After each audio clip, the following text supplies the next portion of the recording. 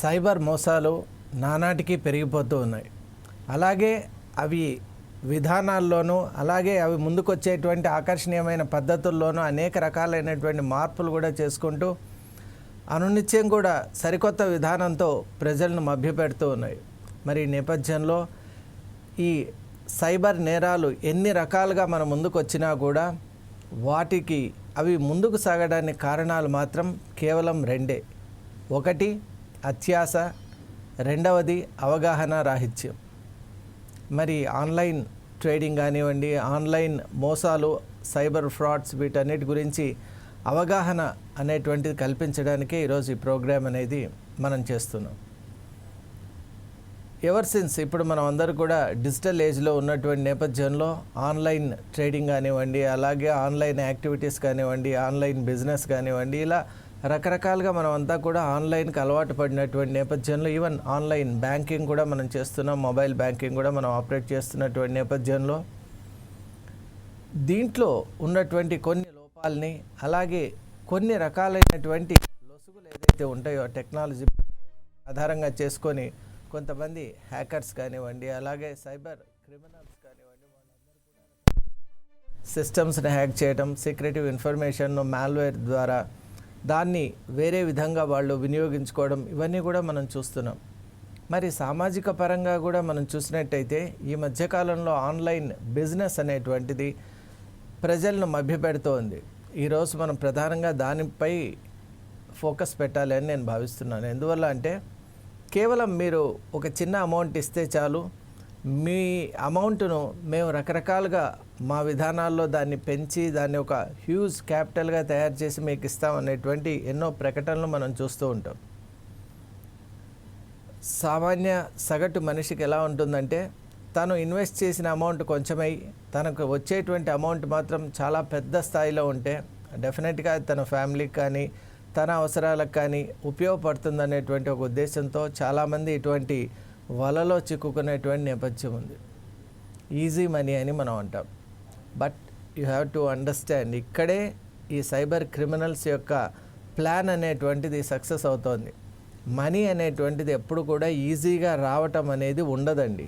అది మీరు ఖచ్చితంగా తెలుసుకోవాలి. ఎందువల్ల అంటే ఇప్పుడు ఉన్నటువంటి విధానాల్లో కానీ ఎప్పుడైనా సరే మనం ఒక పద్ధతి ప్రకారం మనం కష్టపడితే ఆ అమౌంట్ అనేటువంటిది మనకి ఏ అమౌంట్ అయితే రావాలో అది ఖచ్చితంగా వస్తుంది. కానీ ఇలా ఆన్లైన్ ట్రేడింగ్ అని, ఈ మధ్యకాలంలో స్టాక్ ట్రేడింగ్ అని కూడా మనం చూస్తూ ఉంటాం.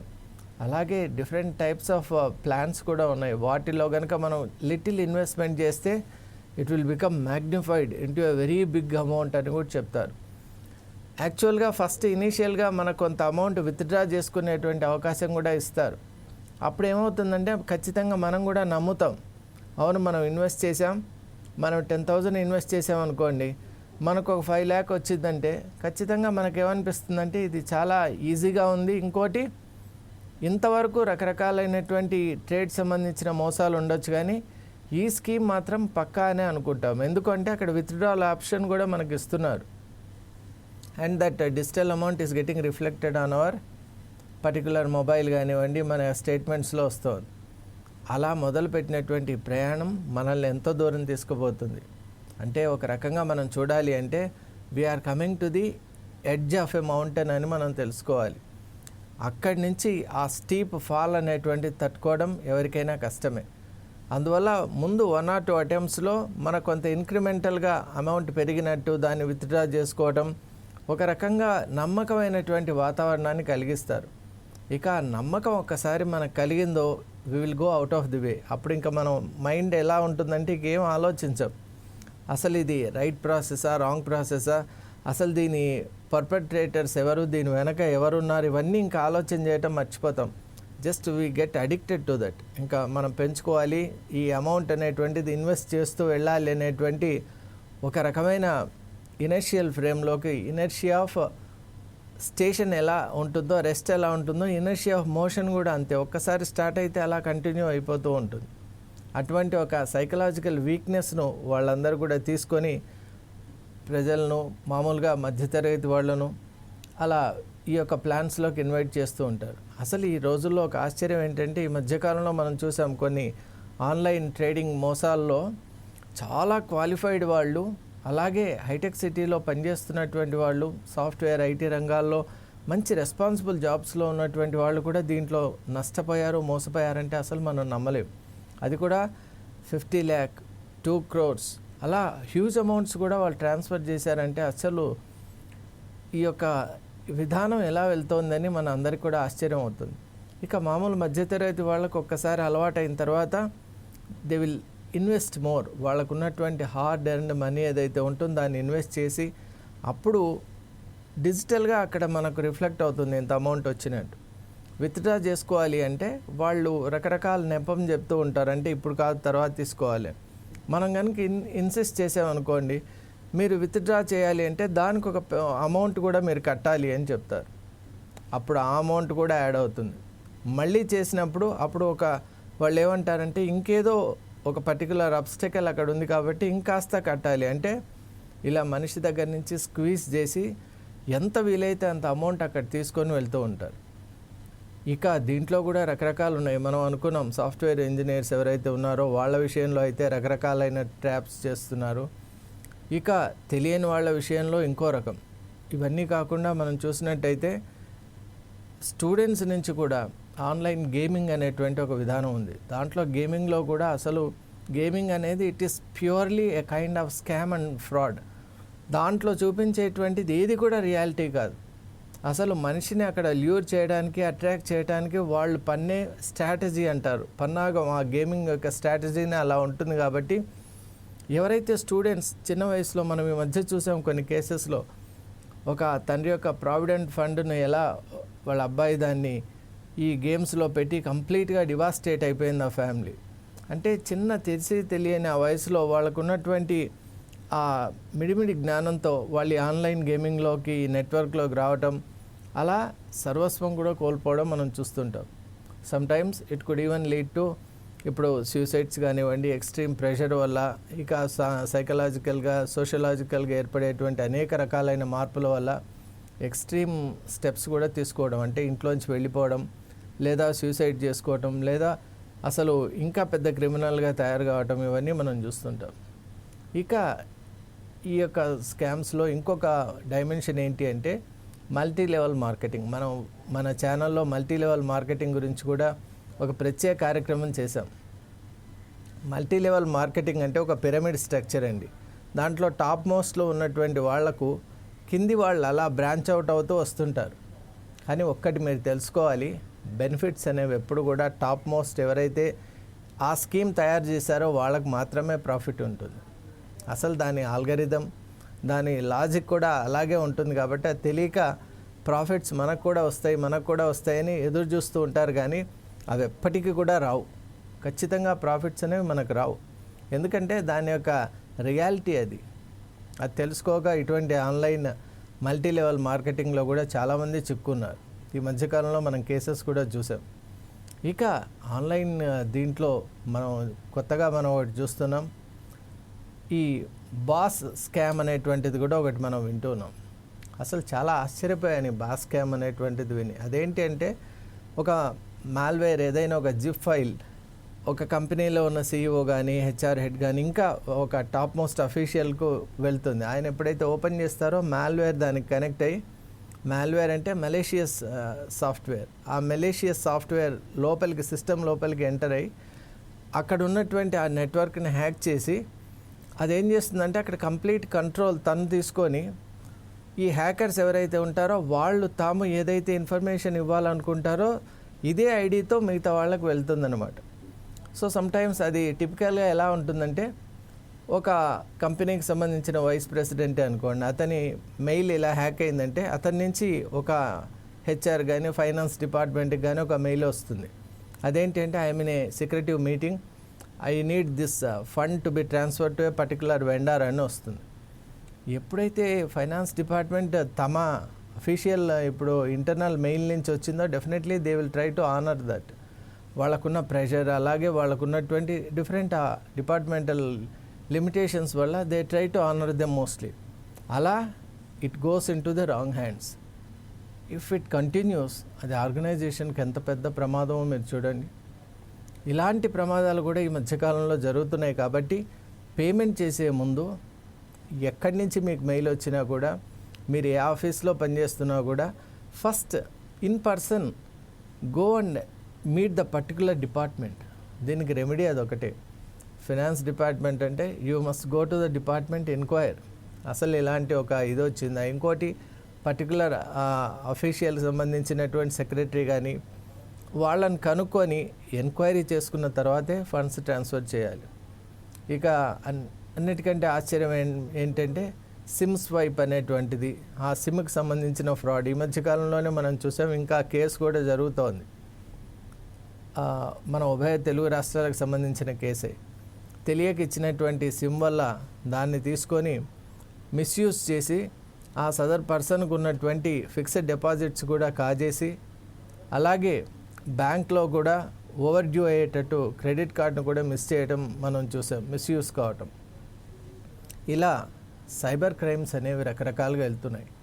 మరి ఇక్కడ ముఖ్యంగా మనం అందరం అర్థం చేసుకోవాలి, మనీ అనేటువంటిది ఎప్పుడు కూడా it comes only through hard work and through right work and through proper channel.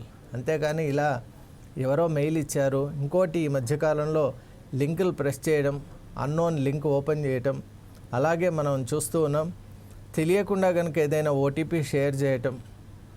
OTP share చేసిన వితిన్ ఫ్యూ సెకండ్స్లోనే హ్యాకర్స్ ఆర్ సో స్మార్ట్, మన అకౌంట్లు ఖాళీ అయిపోతూ ఉన్నాయి. మరి ఇదంతా గమనించినటువంటి I4C అనేటువంటి ఇప్పుడు ఒక కొత్త విధానాన్ని భారత ప్రభుత్వం ఇంట్రడ్యూస్ చేసింది. ఎందువల్ల అంటే ఇది ఒక రాష్ట్రానికి పరిమితం కాదు, యావత్ దేశానికి కూడా పరిమితం. In fact it's a global event. కానీ when we focus upon our own country, దేశంలో జరుగుతున్నటువంటి వాటిని అరికట్టడానికి Indian cyber crime detection centre ఒక I4C అనేటువంటిది పెట్టారు. ఆ Indian cyber crime coordination centre అని 4 C's ఉంటాయి కాబట్టి I4C అని అంటాం. అలాగే మనకు నేషనల్ క్రైమ్ రికార్డ్స్ బ్యూరో కూడా ఉంది. ఇలా ఈ పోర్టల్స్ ద్వారా మనం ఇలాంటి డౌట్ ఎప్పుడైనా వచ్చినప్పుడు first we have to respond to this number 1930 అనే నెంబర్ చాలా ఇంపార్టెంట్. మీరు ఎవరైనా గుర్తుపెట్టుకోవాలి, 1930. ఎక్కడ మీకు డౌట్ వచ్చినా కూడా ఫస్ట్ యూ మస్ట్ అప్రోచ్ ఈ నెంబర్ కనుక మీరు కాంటాక్ట్ అయితే మీకు సంబంధించిన డీటెయిల్స్ అనేవి ముందు హోల్డ్ చేసి పెడతారు. అసలు మీకు డౌట్ వచ్చిన వెంటనే ఇప్పుడు ఏదైనా ఒక అమౌంట్ ట్రాన్స్ఫర్ అవుతుందంటే ముందు అవి బ్లాక్ చేయించుకోవాలి. ఎందువల్లంటే ఒక్కసారి ట్రాన్స్ఫర్ అయిన తర్వాత రిట్రీవల్ అనేటువంటి చాలా కష్టం. కాబట్టి మనం అంతా కూడా డిజిటల్ ఏజ్లో ఉన్నామంటే ఏంటంటే we should be doubly careful. ఇంతకుముందు ఫిజికల్గా we use to hand over money or transact with money. అప్పుడు ఏంటంటే protection of that amount was the only problem. అది ఎవరైనా తీసుకొని పోకుండా జాగ్రత్తగా కాపాడుకోవడం మాత్రమే అప్పుడు ప్రాబ్లం ఉండేది.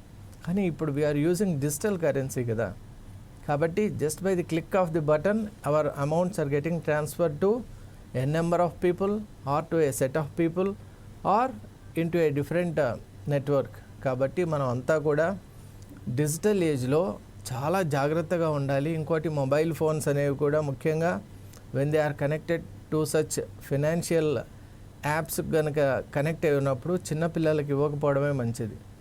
అలాగే ముఖ్యంగా మనం చూసాం డిజిటల్ అరెస్ట్ అనేటువంటి ఒక ఫినామినాన్ని కూడా మనం ఈ మధ్య చూస్తున్నాం. మనం కూడా ఈ విషయంలో అవేర్నెస్ సఫిషియెంట్గా ఇచ్చాం. ఎందువల్ల అంటే ఎంత మనం ఇచ్చినా కూడా ఎక్కడో దగ్గర ఇటువంటి యాక్టివిటీ బారిన పడేవాళ్ళు ఉంటారు. కాబట్టి రిపీటెడ్గా మనం ఈ ప్రచారం చేస్తూ ఉన్నాం. డిజిటల్ అరెస్ట్ అంటే మీకు వాట్సాప్ వీడియో కాల్ కానీ ఇంకేదైనా ఒక కాల్ వస్తుంది, అందులో మేము సిబిఐ అఫీషియల్స్ కానీ ఇంకేదో ఒక రక్షణ శాఖకు సంబంధించిన వాళ్ళమని వాళ్ళు యూనిఫామ్ కూడా వేసుకొని ఉంటారు. మీ పేరున ఒక పార్సల్ వచ్చింది, అందులో ఏదైతే బ్యాండ్ సబ్స్టెన్సెస్ ఉన్నాయో అవి వచ్చాయి కాబట్టి definitely you will be tried under law. మీరు దీని నుంచి తప్పించుకోవాలంటే ఇమ్మీడియట్గా మేము చెప్పినట్టు చేయాలి అని వాళ్ళు అంటారు. ఇది ఒక విధం. అలాగే ఇంకా రకరకాలుగా కూడా వాళ్ళు డిజిటల్ అరెస్ట్ చేసేటువంటి, అంటే మీ పైన ఏదో ఒక కేసు వచ్చిందనో, మిమ్మల్ని పర్టికులర్ కేసులో ఒక పార్టీగా చేశారనో, స్ట్రాటజీస్ ఆర్ డిఫరెంట్. కానీ ఉద్దేశం ఒకటే, మనీ ట్రాన్స్ఫర్ చేయమని చెప్తారు. ఖచ్చితంగా ఆ పాయింట్లో మాత్రం మీరు భయపడకుండా మీరు వాళ్ళు చెప్పిన మాట విననవసరం లేదు. ఎందువల్ల అంటే అఫీషియల్గా ఎప్పుడు కూడా బ్యాంక్స్ కానీ అలాగే మన చట్టాలు కానీ ఇలా వాట్సాప్లో ఇలా చెప్పరు ఎవరు కూడా అఫీషియల్స్. ఇది మీరందరూ తెలుసుకోవాలి. ఎంత యూనిఫామ్లో ఉన్నా వాళ్ళు ఎంత మిమ్మల్ని భయపెట్టినా కూడా first you must go to the police station. Nearest police station ఏదో అక్కడికి వెళ్ళాలి. అక్కడే దీన్ని ఓపెన్ చేసి చూపించామంటే వాళ్ళ నిజస్వరూపం ఏదో తెలిసిపోతుంది. అందువల్ల డిజిటల్ అరెస్ట్ చాలా ముఖ్యంగా చెప్తున్నాను. పెద్దవాళ్ళు ఎవరైతే ఉంటారో రిటైర్డ్ పీపుల్, వాళ్ళు కాస్త బీపీ కానీ వాళ్ళకు కంట్రోల్ పవర్ చాలా తక్కువగా ఉంటుంది, వాళ్ళను ఎక్కువ ఫోకస్ చేస్తూ ఉన్నారు. అటువంటి ఎంప్లాయీస్ పాపం చాలామంది నష్టపోయారు, కొంతమంది అనారోగ్యం పాలయ్యారు, కొంతమంది 2-3 రోజులు అలా వాళ్ళ యొక్క ఫోను కట్టిపడేశారు. అంటే కదలటానికి కూడా ఆస్కారం లేకుండా వాళ్ళని కట్టేశారు. మరి వీటన్నిటి గురించి అవగాహన వల్ల ఈ మధ్యకాలంలో డిజిటల్ అరెస్ట్ అనేటువంటి ఫినామినన్ కొంత తగ్గింది. కానీ ఇట్స్ నాట్ కంప్లీట్లీ ఓవర్. కాబట్టి ఎక్కడ ఇలాంటిది వచ్చినా కూడా మనం తప్పు చేయలేదు కాబట్టి మనకు భయం అవసరం లేదు. డెఫినెట్గా మనం we should take it to the police, ఒక వాళ్ళ యొక్క పోలీస్ స్టేషన్ కానివ్వండి, లేదా పోలీసులకి ఇన్ఫర్మేషన్ ఇవ్వాలి. మనకు we have the best policing. ఇప్పుడు మన తెలుగు రాష్ట్రాల్లో కానీ యావత్ దేశంలో కూడా పోలీస్ ఫోర్స్ అనేటువంటిది యాక్టివేటెడ్ స్టేట్లో ఉంది. కాబట్టి definitely they will help us. ఇంకోటి, ఇప్పుడు ఉన్నటువంటి సైబర్ టెక్నాలజీ, అలాగే ఇప్పుడు ఉన్నటువంటి ఒక సైబర్ ఈకోసిస్టమ్ ఎంత స్ట్రాంగ్గా ఉందంటే క్రిమినల్స్ని దాదాపు మనం పట్టుకోవచ్చు.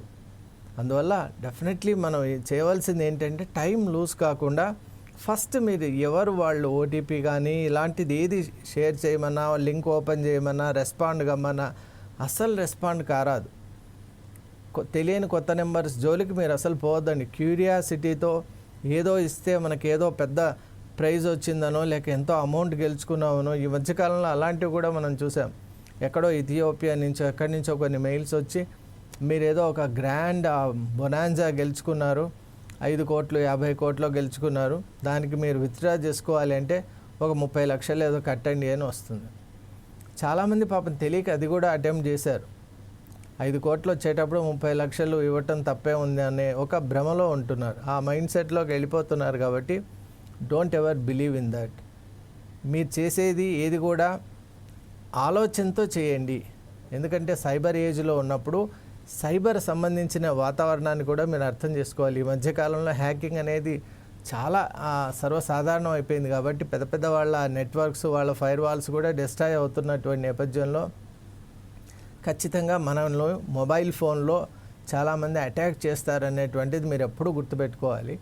మీ అమౌంట్స్ విషయంలో జాగ్రత్తగా ఉండాలి. బ్యాంక్స్ కూడా ఎప్పుడు మీ యొక్క ఓటీపీస్ కానీ లేకుంటే మీకున్నటువంటి ఆ కార్డ్ నెంబర్స్ కానీ మీ సీక్రెట్ పర్సనల్ ఇన్ఫర్మేషన్ ఎప్పుడు కూడా రివీల్ చేయమని బ్యాంక్ ఎప్పుడు ఫోన్ ద్వారా అడగదండి. కాబట్టి అలా ఒకవేళ బ్యాంక్ నుంచి అడిగారని మీకు ఫోన్ వచ్చినా, ఇన్ఫర్మేషన్ వచ్చినా, just give a ring to the particular branch. మీ యొక్క బ్యాంకుకు ఫోన్ చేయండి, లేదా దగ్గరుంటే వెళ్ళండి. నిజంగా మీరు ఇలా చేశారా అంటే 100% వాళ్ళు మేము అలా చేయలేదనే చెప్తారు. ఎందుకంటే బ్యాంక్ పాలసీ కాదు అది. అందువల్ల వీటన్నిటి ద్వారా మీరు ప్రొటెక్ట్ చేసుకోవాలి. ఇక ముఖ్యంగా మనం చూసినట్టయితే ఇవన్నీ కాకుండా మనకు ఇప్పుడు చట్టాలు కూడా చాలా స్ట్రాంగ్గా మనల్ని ప్రొటెక్ట్ చేసేటువంటి చట్టాలు కూడా ఇప్పుడు రూపొందించారు. ముఖ్యంగా I'm much pleased with information technology act 2000 అనేది అద్భుతమైన యాక్ట్ అండి. ఇన్ఫర్మేషన్ టెక్నాలజీ యాక్ట్ అనేది ఎంత స్ట్రాంగ్ యాక్ట్ అంటే ఇలాంటి సైబర్ క్రైమ్స్ను పట్టుకోవడంలో, వాళ్ళకి శిక్షించడంలో ప్రముఖమైనటువంటి యాక్ట్. అలాగే మనకు డిపి యాక్ట్ అని, digital personal data protection act 2023 కూడా చాలా అద్భుతంగా మనకు ఉపయోగపడుతుంది. అంటే హ్యాకింగ్ కానీ ఇలాంటి ఏదైనా కూడా సైబర్ ఈ క్రిమినల్స్ను శిక్షించడంలో ఈ డిపి యాక్ట్ 2023 చాలా ప్రధానమైనటువంటి భూమికను పోషిస్తోంది. ఇది కాకుండా మనకు బిఎన్ఎస్లో సైబర్ క్రైమ్కి సంబంధించిన అనేక సెక్షన్స్ ఉన్నాయి. అలాగే సైబర్ లాస్ ఉన్నాయి. అలాగే మనకి ఇంటలెక్చువల్ ప్రాపర్టీ రైట్స్ యాక్ట్ కూడా ఉంది. కాబట్టి వీటన్నిటి ద్వారా మన యొక్క సైబర్ యాక్టివిటీని సురక్షితంగా మనం చేసుకునేటట్టు మనం చేసుకోవాలి. ఎందువల్ల అంటే అనివార్యంగా మనం అందరూ కూడా సైబర్ ఏజ్లో ఉన్నాం, డిజిటల్ ఏజ్లో ఉన్నాం, ఆర్టిఫిషియల్ ఇంటెలిజెన్స్ ఏజ్లో ఉన్నాం. కాబట్టి టెక్నాలజీకి దూరంగా మనం ఉండలేం. కానీ ఈ టెక్నాలజీని ఆసరాగా చేసుకొని ఎవరైతే టెక్నాలజీ పరంగా కొన్ని మోసాలు చేస్తున్నారు, అలాగే కొన్ని మానసికంగా మనం దెబ్బతీస్తూ మనకు ఏదైనా ఒక ఆశను కలిగించి చేస్తున్నారు. కాబట్టి అత్యాశ అనేది ఫస్ట్ అది ఇట్స్ రాంగ్. ఈజీ మనీ అనేటువంటిది లేదు, అది ఫస్ట్ తెలుసుకోవాలి. ఎవ్వరు కూడా అలాంటి ఒక ప్రొవిజన్ ప్రపంచంలో ఇవ్వరు. కాబట్టి అవన్నీ కూడా ఫాల్స్ ప్రామిసెస్, రాంగ్ ప్రామిసెస్ అని మీరు తెలుసుకోవాలి. ఇక రెండవది అవగాహన కలిగించుకోవాలి. అవగాహన అంటే అసలు ఎన్ని రకాల, ఇప్పుడు సైబర్ వరల్డ్లో ఉన్నప్పుడు న్యాచురల్గా మనం దానికి అడాప్ట్ కావాలి కదా. మనం ఇప్పుడు ఏదైనా ఫారిన్ కంట్రీకి వెళ్ళామనుకోండి, అక్కడ 5 years ఉండాలి అంటే ఆ వాతావరణానికి డెఫినెట్గా మనం అడాప్ట్ అవుతాం. అలాగే ఇప్పుడు సైబర్ ఎన్విరాన్మెంట్లో మనం ఉన్నాం కాబట్టి ఈ వాతావరణానికి మనం అడాప్ట్ కావాలి. దీంట్లో ఎలాంటి ప్రాసెస్ ఉంది, ఏది సరి అయింది, ఏది రాంగ్, అలాగే ఎటువంటి చట్టాలు ఉన్నాయి, ఏ కేసు ఇటువంటి పొరపాటున జరిగినప్పుడు నేను ఏం చేయాలి. 1930 అనేది మాత్రం ఎప్పుడు మర్చిపోవద్దండి. That will really help us. అలాగే పోలీస్ కూడా మనకి డిజిటల్ క్రైమ్ విషయంలో సైబర్ క్రైమ్ పోలీస్ స్టేషన్స్ కూడా ఇప్పుడు పెట్టారు. కాబట్టి క్రైమ్స్ పెరుగుతున్నాయండి. నేషనల్ ఇప్పుడు క్రైమ్ రికార్డ్స్ బ్యూరో కూడా మనకు చెప్తోంది క్రైమ్స్ పెరుగుతున్నాయని. దానికి కారణం ఏంటంటే ఈ రెండే, ఈజీ మనీ వెంట వెళ్ళటం, అలాగే స్టాక్ ట్రేడింగ్స్లో మేము ఎక్కడి నుంచో ఏదో ప్రాఫిట్స్ తెస్తామని ఏదో వాళ్ళు చెప్పేటువంటి మాటలు, అలాగే హనీ ట్రాప్ కూడా మర్చిపోయాం. ఈ మధ్యకాలంలో హనీ ట్రాప్ అనేది కూడా ఒక పెద్ద అది డైమెన్షన్గా మారిపోతుంది. అంటే కొంతమంది యొక్క సైకలాజికల్ వీక్నెస్ను వాళ్ళు తీసుకొని దాంతో హనీ ట్రాపింగ్ అనేది చేస్తున్నారు. కాబట్టి మీరు మీకు మీ యొక్క అసెట్స్ ముఖ్యం, మీ ఫ్యామిలీ ముఖ్యం, అది గుర్తుపెట్టుకోండి. కాబట్టి ఫస్ట్ మీ ఫ్యామిలీని దృష్టిలో పెట్టుకొని మీరు తీసుకునే ప్రతి నిర్ణయం కూడా అటువంటి ఒక ఫోకస్డ్గా, ప్రొటెక్టెడ్గా, సేఫ్ అండ్ సెక్యూర్గా ఉన్నటువంటి ఒక విధానంలోనే మీరు వెళ్ళాలి. అంతేకాని ఎట్లా పడితే అట్లా ఉంటే ఇది చాలా సెన్సిటివ్ కదా. ఇప్పుడు ఫిజికల్ నుంచి మనం వీ హ్యావ్ బికమ్ డిజిటల్. కాబట్టి ఈ ట్రాన్సిషన్ మీరు అర్థం చేసుకోవాలి. అర్థం చేసుకొని ఇప్పుడు జరుగుతున్నటువంటి అనేక నేరాలు, అసలు ఇప్పుడు మనం అనుకున్న నేరాలు కాకుండా ఇప్పుడు అనేక రకాలుగా మార్పు వస్తుంది. అంటే మనిషిని ఎన్ని విధాలుగా అయితే వీళ్ళు మోసం చేయొచ్చో అన్ని రకాలుగా కూడా చేసే ప్రయత్నాలు చేస్తున్నారు. కాబట్టి ఎన్ని రకాలు చేసినా అప్రమత్తంగా మనం ఉండటం ఒక్కటే ఈ సైబర్ ఏజ్లో మనం చేయవలసింది. టెక్నాలజీని మనం వాడాలి, కానీ టెక్నాలజీని ఎలా వాడాలో తెలిసి వాడాలి. అలా చేసినప్పుడు definitely we will be on a safer road. Thank you.